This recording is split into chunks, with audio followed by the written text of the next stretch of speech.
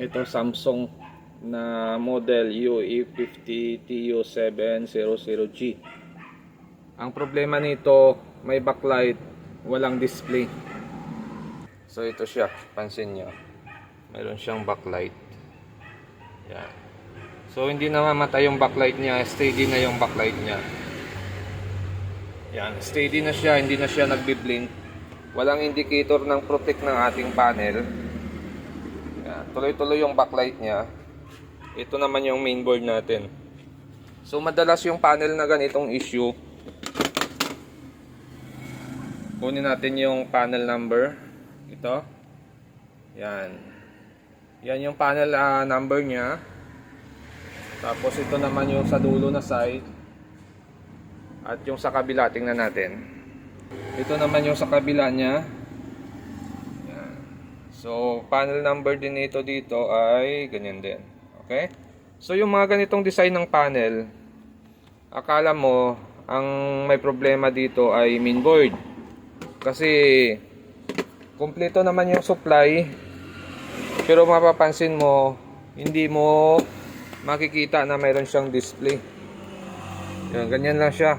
Medyo may light na vertical lines, medyo light, or minsan wala talagang vertical lines. Tapos ano lang siya, blanco lang yung screen.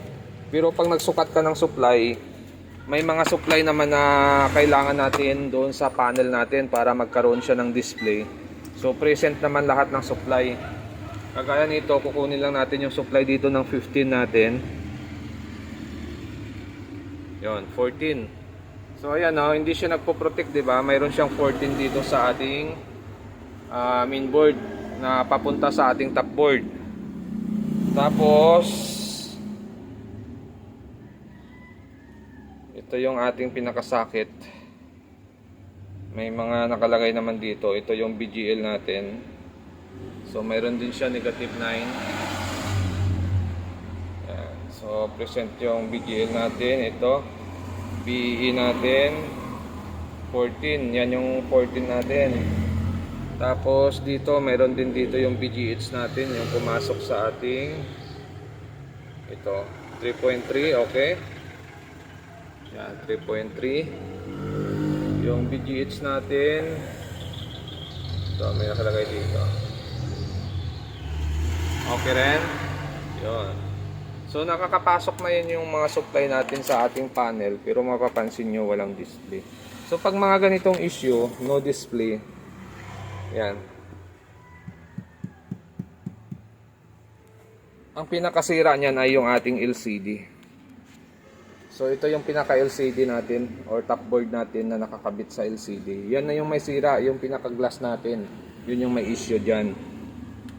Tapos yung mga ganitong design ng Samsung model ay pag bumili kayo ng board na ganito yung forma, kukunin nyo yung board number, model number, tapos yung panel number or model din ng panel number.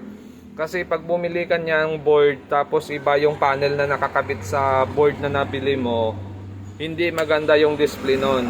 May aayusin ka pa doon para mapaganda mo yung display, or medyo minsan sa program doon nagkakatalo tayo. Kaya pag bumili kayo ng mainboard, kailangan alamin nyo muna yung top board number or top board na ginamit or yung panel na ginamit para doon sa board na bibilin nyo. Huwag kayo basta-basta bibili ng board. Halimbawa, parehas yung model pero yung gamit na panel pala ay magkaiba, hindi yun maganda ang display niya. Kagaya nito, mayroon tayong kaparehas na model nitong board na to, pero yung gamit na panel ay ito yung dito sa original natin. Tapos yung sa isa naman na panel na gamit pero same model ay Innolux naman yung ginamit niya. So pag sinalpak mo yung board na ito doon sa Innolux, yung display nun hindi kagandahan. Pwedeng mag black and white, maputi, maputla, ganun ang lalabas dyan. Kaya kailangan pag bumili kayo ng board na mga ganitong design ay isama nyo lagi yung top board number or panel number doon sa mainboard na ginamit niya, or sa model ng board, or sa board number na gamit niya. Kaya minsan may mga nagrereklamo, may nag-order ng board, same model naman, pero bakit ganon yung display, hindi kagandahan. Kasi nga hindi nagmatch yung top board or panel doon sa board na nakadesign sa kanya. Dahil hindi naman pare-parehas ang laman ng ating unit. Kagaya nito, same model pero magkaiba ang panel na ginamit. Kaya ingat-ingat po tayo.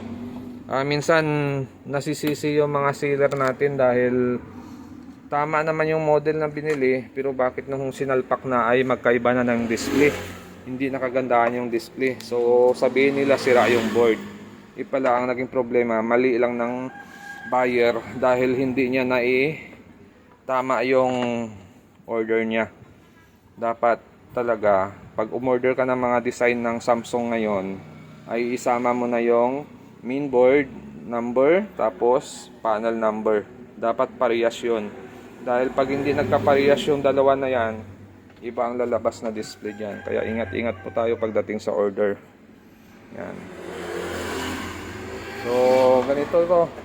Problema nito ay panel issue na ito. So yung mga ganito,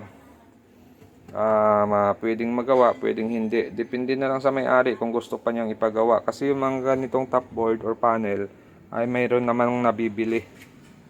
Available na ito sa market yung mga panel nito. Or pwede din i-order. Depende doon sa mga supplier kung mayroon silang available na parts. Pero madalas mayroon na. Kasi nga sakit talaga ng mga ganitong brand to ay nasisira yung panel niya. Okay? Sa susunod ulit natin na video.